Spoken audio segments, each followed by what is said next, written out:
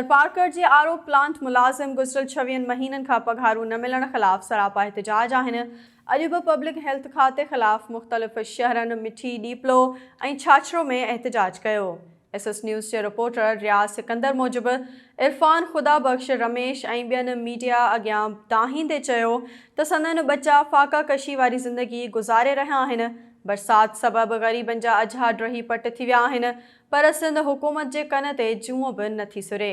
हुननि चयो त वॾे वज़ीर पब्लिक हेल्थ खाते जे वज़ीर सेक्रेटरी ऐं थरपारकर जे चूंडियल नुमाइंदनि खे अपील कयूं था त आरो प्लांट फ़ाल कया वञनि ऐं पघारूं ॾिनियूं वञनि। टंडो आदम वेलफेयर सोसाइटी पारां बरसाती ॿोॾि मुतासिरनि लाइ इमदादी सरगर्मियूं जारी आहिनि। SS न्यूज़ जे रिपोर्टर अब्दुल्ला बिहण मूजिबि टंडो आदम वेलफेयर सोसाइटी जे चेयरमैन रिज़वान अहमद गौरी ऐं अकबर शेख पारां मुख़्तलिफ़ हंधनि ते तरसल ॿोॾि मुतासिरनि में ॿिनि वक़्तनि जी ठहियल खाद खुराक फ़राहम कई पई वञे।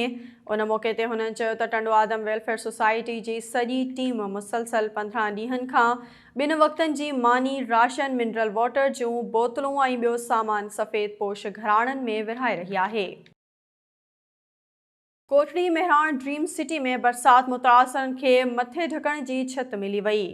SS न्यूज़ जे रिपोर्टर सऊद ख़ासकेली मूजिबि कोटड़ी में नौजवान शाइर जस्कम जे मरकज़ी अॻवान दीदार शाम, पीपल्स पार्टी अॻवान न्याज़ काबूरो, सूफ़ी रागी अली मुराद जतोई, मज़हबी स्कॉलर कारी वज़ीर मुजाहिदी तारिक पंवर, GSN नारी तहरीक जे ऑर्गेनाइज़र मुर्क जान पीरज़ादो ऐं ॿियनि जी गॾियल जिदोजहद सां नेठि मेहरान ड्रीम सिटी कोटड़ी जाम शोरो में बरसात मुतासिरनि खे मथे ढकण लाइ छित मिली वई।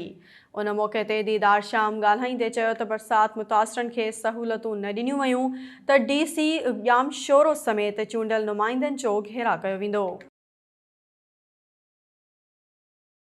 कंबर में मुख़्तलिफ़ मोहल्लनि जे रहवासनि गैस जी बंदिश ख़िलाफ़ गैस ऑफिस जे अंदरि एहतिजाजी मुज़ाहिरो करे सख़्त नारेबाज़ी कई। SS न्यूज़ जे रिपोर्टर इख़लाक़ चांडियो मूजिबि उन मौक़े ते सिराजुद्दीन चांडियो, अब्दुल गफ़ार टोटाणी ऐं अब्दुर्रहमान चांडियो समेत ॿियनि मीडिया अॻियां दाहींदे चयो त गैस इंतज़ामिया जी नाअहली ऐं लापरवाही सबबि चांडियो मोहल्लो, ग़रीबाबाद, बरकत अली शाह मोहल्लो ऐं बागो देरो समेत केतिरनि ई मोहल्लनि में गुज़िरियल 2 महीननि खां गैस बंदि आहे, जंहिं करे शहरी अज़ाब वारी ज़िंदगी गुज़ारण ते मजबूर आहिनि।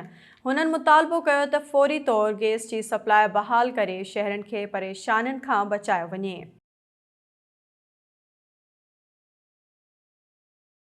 पीरवसण भरिसां मीरस कॉलोनी जे रहवासियुनि मीरवा पुलिस जी ज़ियादतुनि ख़िलाफ़ एहतिजाज कयो।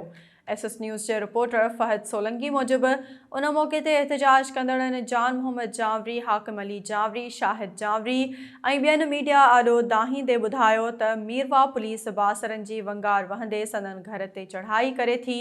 हुननि DIG सखर ऐं SSP ख़ैरपुर खां मुतालबो कयो आहे त ग़रीबनि सां इंसाफ़ कयो वञे।